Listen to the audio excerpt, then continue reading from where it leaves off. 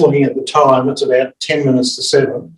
The intention was that we have Taryn and Chris to come up and just answer a few more questions, if anybody has any other questions. Yeah, come on up and we'll see if that generates a bit of interest. Okay, good. Chris, that's a terrific presentation. Thank you. So like the recommendations for Flinders, we've got with the first site and then we think other sites. Is that correct? Yeah. And to apply for a grant is a lot of work. And we're going to make it by the end of February. Well, that's up to this group to say, hey, we're interested in this progressing an application. Our committee has certainly already been talking about the process of applying for the grant, and we're yet to make a final call on how we progress that, whether we join with Chris and the YEF team or whether we go down an alternative path. But there are, you know, as you've heard today, there is some experience and expertise already on the table that we could benefit from. So we need to think that through as a committee first and just confirm which way we prefer to go. So this, you know, when you look at the whole town of Flinders and you go for one area, does that cause any? Only people get their nose out. Well, I guess some people are going to benefit. You know. Well, everybody will benefit in terms of lowering the carbon emissions from Flinders. So we all get a benefit from that. The people who will be able to access the community battery will get a direct benefit immediately. That battery is in operation. But what we're trying to do here, you know, we've got to crawl before we can walk and walk before we can run. We've got to start somewhere. That's part of the engagement. And that's part of the process. I think for the purposes of the application, so we're going for a few battery as well, but we're in a different stream. It's sort of the wind farm site, so it's a different kind of model. And for the purposes of the application, it's for an area. So your network operator just says, yes, you know, there is going to be able to be a site found in this area, and you've already got enough data saying that. And where that exact location comes to is after the grant is successful, then you would basically have like a multi-criteria analysis that you make transparent to the community, and you go, you know, this site rated X because it ticked all these boxes, these sites rated lower, and you basically go with the highest priority area that had social license, you know, and you just make that transparent. That would be, yeah. Yeah, we have site prioritization frameworks that we use to make sure that all factors are considered. For example, we have a site prioritization framework that we use for every location. And so, for example, there are many things that people don't think about, like flooding, for example. Electricity and water don't mix very well. So that's something people may forget, and then suddenly it's underwater. So there are all these different considerations, including overlays that need to be looked at before we select a particular location. Chris, Just a moment. We've got a question at the back first. It's obviously going to depend on the size of the battery, but how much of the funding would come from the grant and how much would be needed elsewhere? Yeah. Well, let's say that an average community battery might have 300 kilowatt hours of storage. The guidelines say it pays the battery at the level of $1,000 per kilowatt hour. So that means $300,000 for the battery. Then there are some eligible expenses up to a total of $500,000. And so we are right now in the process of putting together the budget of what it would be for our first site. And then that will be a template that we will use for all the other applications. So, for example, if we were to work with you, we would come already with a template of what we think would be a typical application.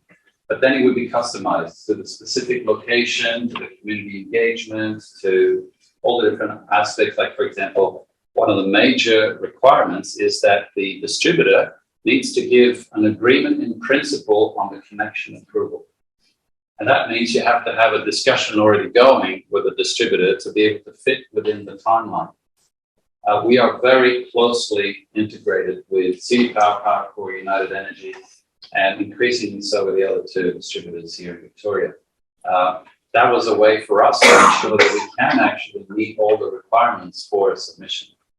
So on those numbers, it sounds like it would cover most of the cost of the battery at $1,000. Yeah. Yeah, you'd be scaling it to 300% cover by the time. Exactly. We have a question over here. So, we have a lot of wind down here. We don't want large turbines, I don't think, sitting out in the bay here, but domestic turbines. The wind here blows at night and it blows in the daytime and it blows a lot. What's to stop me putting a domestic turbine in my house? A helical one. It doesn't look bad. Into a battery. But then goes into a grid. Is that on or not? Well, I guess that the biggest issue that there's been around domestic wind turbines is that the supply chain has been fairly dodgy to date.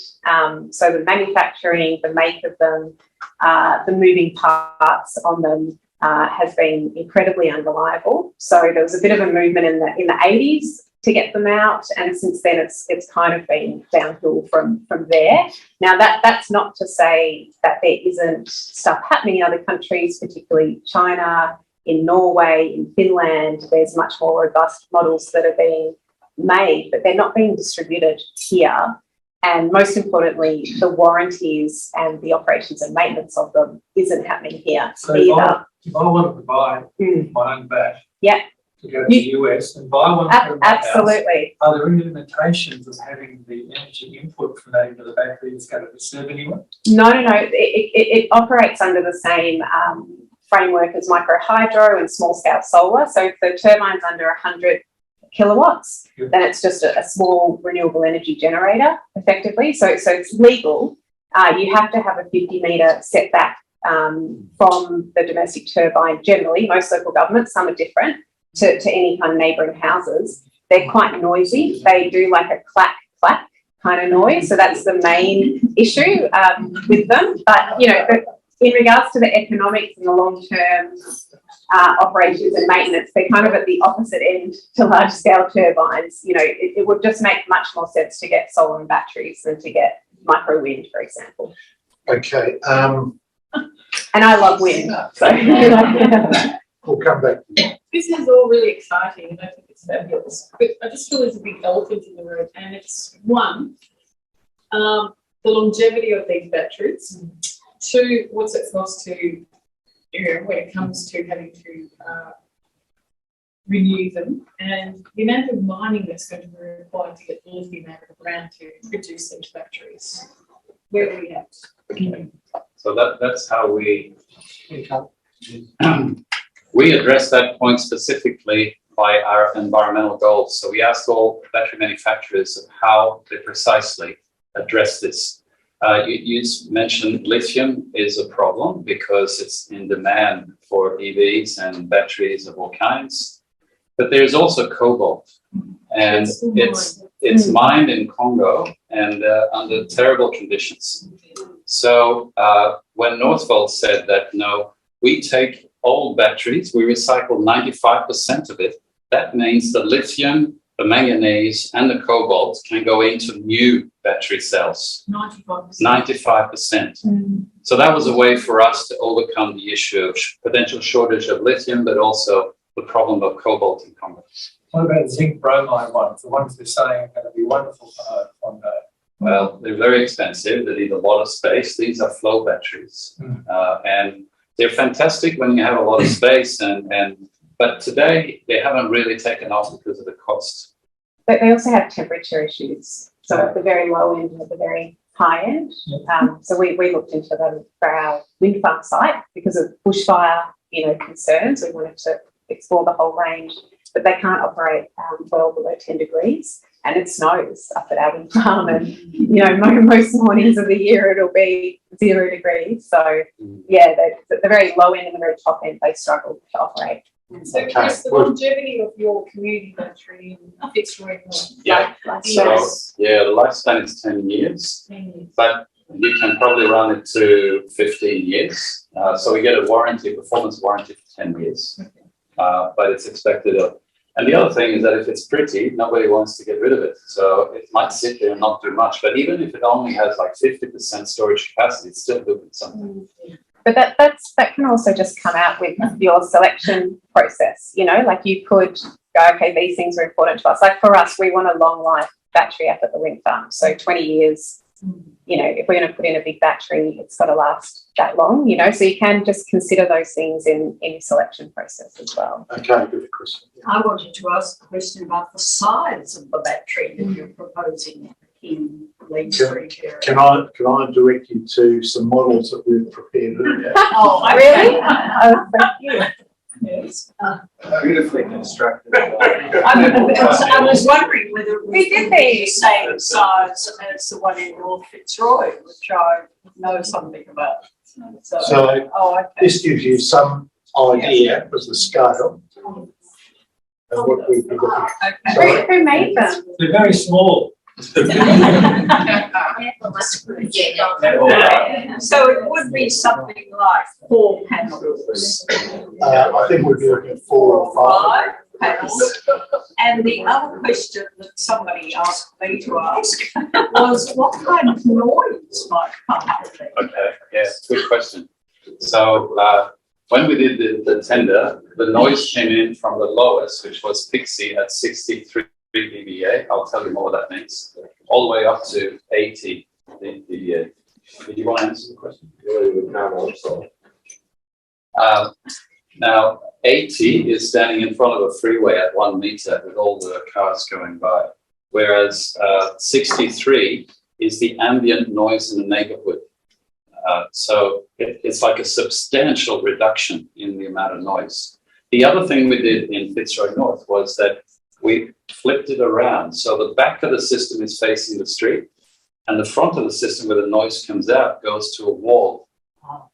And we had already done extensive testing for the community of what the noise levels would be. But if they still were not happy, we were ready to put noise absorbing material on the wall to further reduce the noise. Down here, the background would be 30 to 40. So I think we're really going to look seriously. We've got $800,000 budget. Why wouldn't you put it in the grant? It's got to be less than 10%. $500,000. What? $500,000.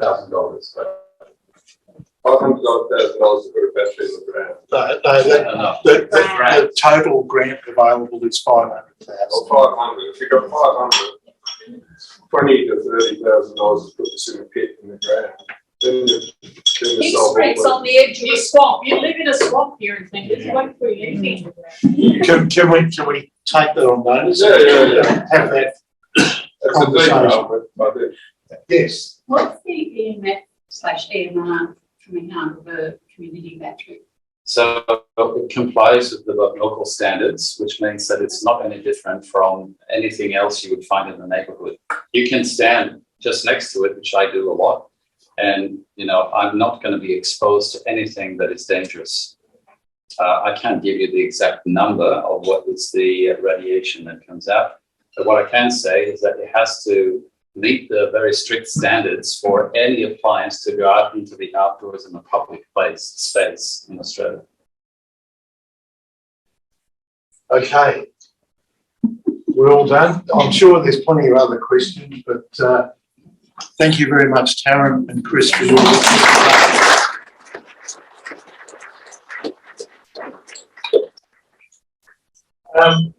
just on closing, thank you all for coming and being involved in today's conversation. There will be further opportunities to talk about things. Our committee is obviously keen to work with the community broadly to make sure that if we're progressing an idea, that it's essentially got community support. And I think just by the fact that you people have come along today suggests that there is a level of interest. The surveys that we've done have also mentioned that there's a level of interest and a willingness to participate in the Flinders Zero Carbon Community objective. So we will continue to progress along those lines, and our committee will be meeting in the next fortnight probably to identify how we might progress an application for funding. So we think we will go ahead with an application for the community battery. The issues of is it going to be on my nature strip or your nature strip, and those whether it's going to be underground or above ground, they're detailed issues that we can work through if and when we get the opportunity to actually deploy a battery. So once again, thanks very much. If you know of anybody who is interested in participating with our committee, come along and talk to either Mark Herons and myself or one of the other members of FZCC. We are looking for expertise in community engagement and looking after our website and Facebook and all that social media stuff, which is beyond most of us in the community. Yes, ma'am. Ralph, I don't think we've got representatives from some of our sponsors other than Mick Treadwell, who's here from the Bendigo Bank, who's the director of the Bendigo Bank. So we acknowledge Mick's support, and also that he's involved in the renewable energy sector. So thanks for Mick coming along.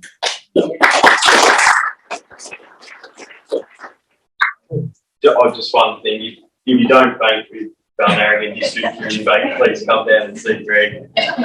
We're very invested in these sort of things, and it's the initial process that we love to get involved with. So go see Greg and join up with the bank if you're not already. And for those of you who don't know, there was a church fete on tomorrow, and just up the end of King Street there, and there will be, I think, a few brochures that we'll be handing out there tomorrow morning. So you can come and talk to us there if you'd like. So thank you everybody for coming. Looks like the bar's closed.